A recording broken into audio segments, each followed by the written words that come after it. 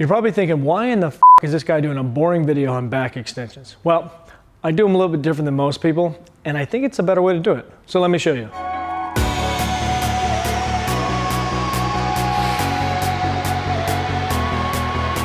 All right, so what most people do in this movement is they treat their lower back like a static hold, and they move everything else around it. So if you've ever seen trainers in the gym, anybody on YouTube I've found, they do the same exact thing where they're stretching from the hamstrings, the glutes are actually controlling that movement, but their back's staying locked out the entire time. And for me, that's just a deadlift, right? But why not do it as a deadlift when I can overload the muscle? It's just a better movement to do there. So how do we make this movement better? Well, we treat it like a cat stretch. So what we're gonna do is actually roll that back at the bottom and extend it on the way up, right? So you're doing extension, you're flexion and extension of that lower back, and you're actually getting the paraspinals, spinal erectors, all that to activate. Just think of it and relate it to like a bicep curl. So if I'm gonna do a curl and do a static hold, yeah, I'm gonna get some growth out of it, but if I can actually get the muscles to contract and through an entire range of motion, or even a partial compared to a static hold, you're gonna get more results. So let's do it.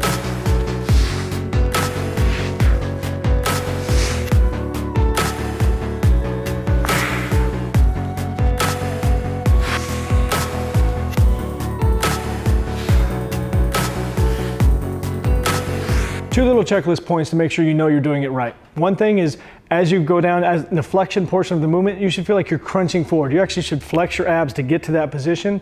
The second thing is you should feel like you're parallel to the floor the entire time. The movement just comes from your upper back tucking forward and arching back, but really there is no movement from the hips there, right? So the only thing that's actually gonna move is your shoulders gonna drop forward and they're gonna arch back into place, but that lower back stays parallel to the floor the entire time. All right, so another version of this I love, which you can do anywhere in the world, it's nice, right, is a standing version of that.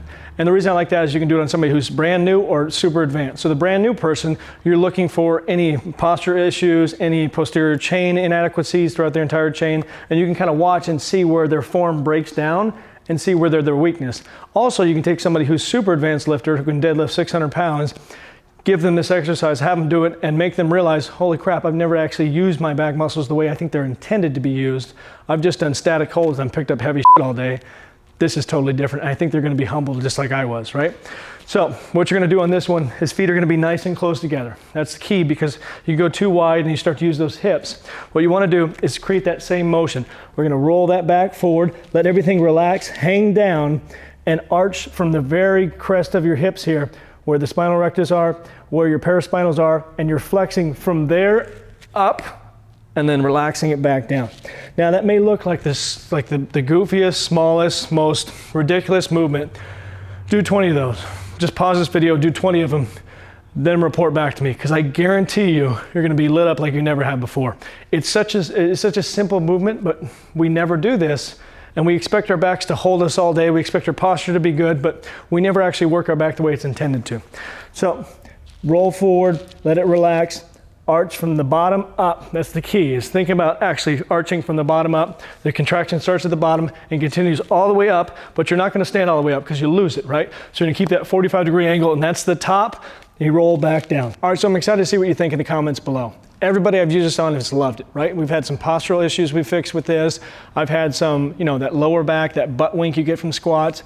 The one thing I can say that just really has helped out a lot, so if you're trying to grow your glutes, which the video I did yesterday was about, if you have a weak lower back, it's gonna just inhibit everything you're trying to do, because that's gonna catch the entire movement. So doing these will strengthen that, and then in turn you can do any dominant leg movement and your lower back can handle it and really focus on the muscle you should be hitting. So if you haven't already, like, subscribe, do all those wonderful things. I'll get some more videos out to you.